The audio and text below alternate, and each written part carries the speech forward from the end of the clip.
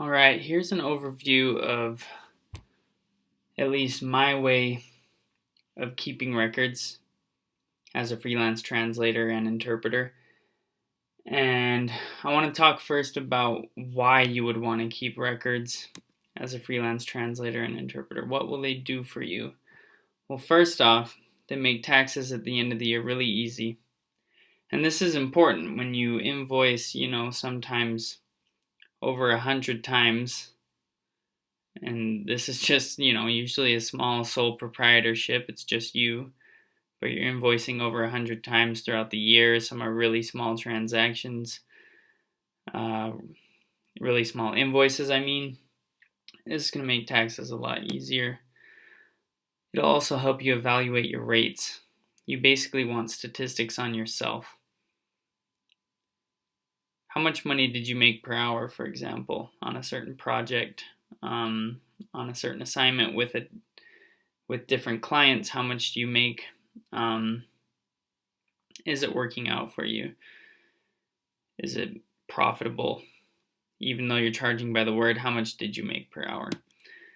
You also want to evaluate any sort of sources of marketing that you're using that might cost money. For example, a ProZ membership with ProZ.com. It's a simple way to get work. It's only $120 a year. How many jobs do you get through that? How many jobs do you get through, for example, your own personal website?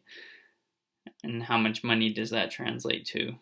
And keeping records will also provide metrics of experience for you. And this is crucial to obtaining more translation projects, more interpreting assignments.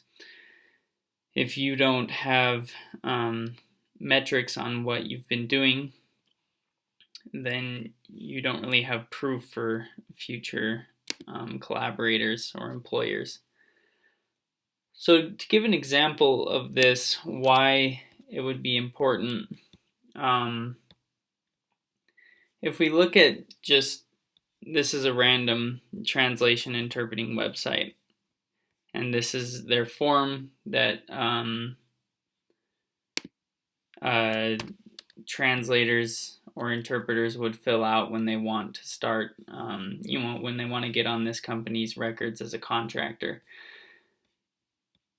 And this is pretty typical. They want to know if you have experience in post-editing and interpreting different services. There's a lot more than just translating. And what I want to highlight here, see if we can skip that. Looks like we can. They want you to, check which domains you have experience in. And so this is what I mean by metrics of experience. Each project that you do, you want to keep track of it. Was it some sort of a banking document? Was it some sort of sports and leisure or travel and tourism document?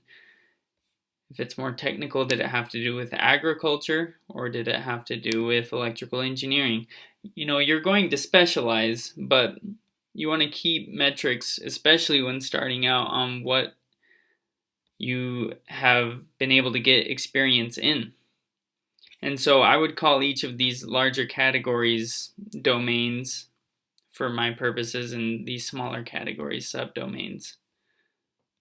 For example, natural sciences, but the subdomain is biology. And the reason that it's nice to keep metrics of experience like this is that when you go to build a CV or a resume, you then have things that you can show people. You can say, in these domains, I've done this many words, translation. Estimates, but good estimates. When it comes to medical, this is how much I've done. If we look at translation review or translation revision, as opposed to just translation, where do you have experience?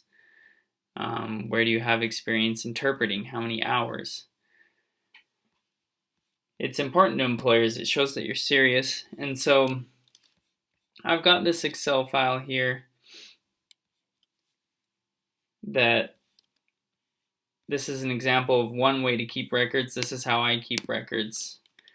And I just want to go through all of these different parts of how I keep records and show you how it will help you generate metrics of experience, show you how it will help you with your taxes, and show you how it will help you just overall keep track of your business as well.